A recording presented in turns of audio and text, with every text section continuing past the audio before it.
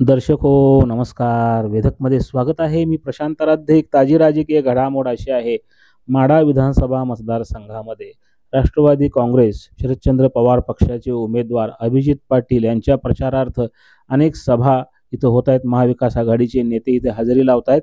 आज मानेगाव या ठिकाणी उद्धव बाळासाहेब ठाकरे शिवसेना गटाचे खासदार ओमराजे निंबाळकर व खासदार धैर्यशील मोहिते पाटील यांच्या जाहीर सभेचं आयोजन करण्यात आलं होतं.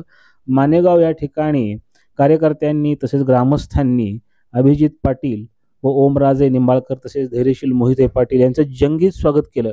अनेक जेसीबीच्या साहाय्याने फुलांची उधळण करण्यात आली होती. हलग्यांच्या कडकडाटामध्ये निंबाळकर याचबरोबर धैर्यशील मोहिते पाटील या सर्वांचं स्वागत या ठिकाणी करण्यात आलं होतं.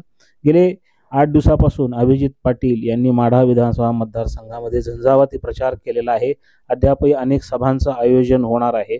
पंढरपूर भागामध्ये सुद्धा त्यांचे दौरे सुरू आहेत. 42 गावांमधले दौरे त्यांचे पूर्ण झालेले आहेत आणि ते प्रत्येक गावांना भेटी देत आहेत. याचबरोबर मोठ्या सभांचंही त्यांच्या आयोजन केलं जात आहे. ठिकठिकाणी त्यांचं जंगी स्वागत होत आहे.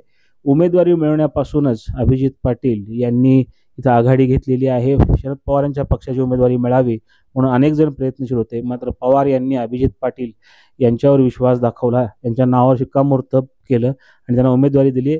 आणि त्यांच्या प्रचाराकरता म्हणून माढ्याचे खासदार धैर्यशील मोहिते पाटील हे खूप प्रयत्नशील आहेत. त्यांच्याही अनेक सभा होत आहेत. त्याचबरोबर माजी उपमुख्यमंत्री विजयसिंह मोहिते पाटील हे सुद्धा अनेक सभांना हजेरी लावत आहेत. शिवतेजसिंह मोहिते पाटील यांच्या उपस्थितीमध्ये दौरेही त्यांचे सुरू आहेत. त्यामुळे माढा विधानसभा मतदारसंघातलं वातावरण ढवळून गेले. या ठिकाणची लढत ही तिरंगी आहे. अभिजित पाटील यांच्यासमोर जे आव्हान आहे ते बबनदादा शिंदे यांचे चिरंजीव रणजित शिंदे यांचं आहे. ते अपक्ष उभारले सफरचंद चिन्ह घेऊन.